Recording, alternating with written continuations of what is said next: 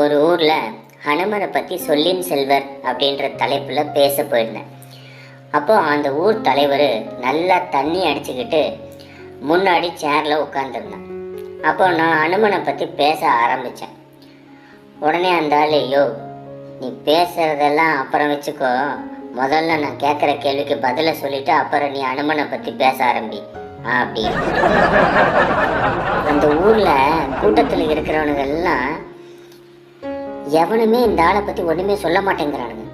ஏன்னா அந்த ஊர்லேயே செல்வாக்குள்ள ஆள், அதனால் கூடியிருந்தவனும் எதுவுமே பேசலை. அப்போ எனக்கும் வேறு வழியும் தெரியலை. என்ன கேள்விங்க கேளுங்க அப்படின்னு. ஹனுமர் ஏன் கல்யாணம் பண்ணிக்கல அப்படின்னா.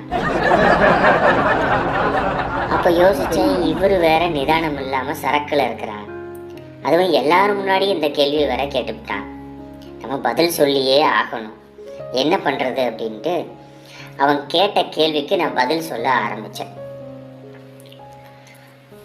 ஹனுமர் என்ன பண்ணுறார் அப்படின்னா, ராம லட்சுமணனை கூட்டிகிட்டு வர்றார். எதுக்கு அப்படின்னா, அவருடைய ராஜா சுக்ரீவனை பார்க்கறதுக்காக ராம லட்சுமணனை கூட்டிகிட்டு வர்றார்.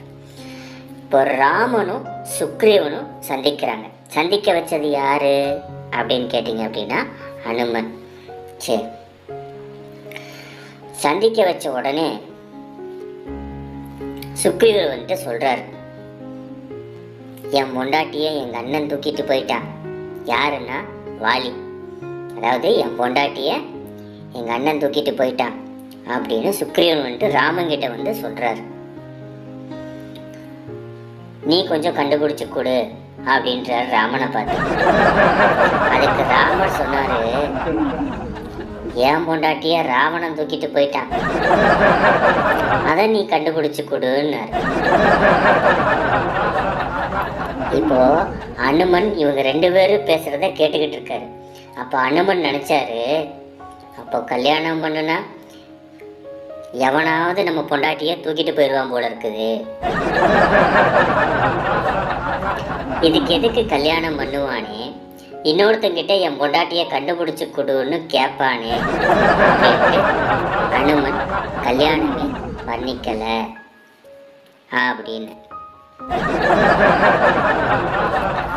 உடனே அந்த ஊர் தலைவர் வந்து என்ன சொன்னா அப்படின்னா, எத்தனையோ பேர்கிட்ட இந்த கேள்வி நான் கேட்டேன், யாருமே பதில் சொல்லலை, நீங்கள் ஒருத்தர் தாயா கரெக்டாக சொன்னீங்க அப்படின்னு.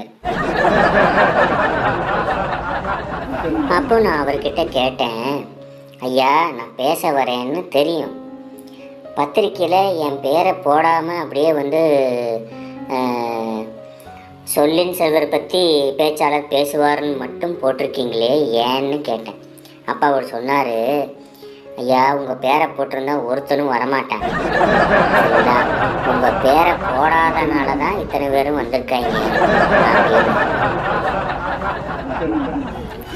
நம்ம சாக்ரட்டிஸ் அவருடைய வாழ்க்கையில் நடந்த ஒரு சம்பவம். சாக்ரட்டிஸோட வீட்டுக்காரம்மா சரியான கோபம். அந்த அம்மாவுக்கு வாய்க்கு வந்தபடி கண்டபடியாக திட்டிகிட்டு இருந்தாங்க. நம்ம சாக்ரட்டிஸ் ஐயா என்ன பண்ணார்னா, அதை பொருட்படுத்தாமல் பக்கத்தில் இருந்த நண்பங்கிட்ட அப்படியே ஜாலியாக பேசிகிட்டு இருந்தார். உடனே இந்த அம்மாவுக்கு பொறுக்கவே இல்லை. உடனே வீட்டில் இருந்த சாமான்லாம் டமால் டமால் டமால்னு போட்டு கோபம் வந்துட்டு பயங்கர தலைக்கேறி வச்சு அந்த அம்மாவுக்கு. என்ன பண்ணுறதுன்னு தெரியல. இவர் அப்போவும் என்ன பண்ணார், நம்ம சாக்ரட்டிஸு நண்பர்களோட பேசுகிறத ரொம்ப இன்ட்ரெஸ்டாக பேசிகிட்டு இருந்தார். மறுபடியும் அந்த அம்மாவுக்கு, நம்ம இவ்வளோ தூரம் வந்து கோபமாக இருக்கிறோம், இந்த ஆள் பக்கத்தில் இருக்கிற ஃப்ரெண்டுக்கிட்ட அப்படி இப்படின்னு பேசிகிட்டு இருக்கானே, நம்ம சும்மா விடக்கூடாது அப்படின்னு தண்ணியை கொண்டு வந்து அவர் மேலே ஊற்றி விட்டுருச்சு. ஊற்றி விட்டோடனே அவருக்கு என்ன பண்ணுறதுன்னு தெரியல. பக்கத்தில் இருந்த ஃப்ரெண்டுக்கிட்ட சொன்னார், முன்னாடி இடி இடிச்சது, இப்போ மழை பெய்யுது அப்படின்னாரு.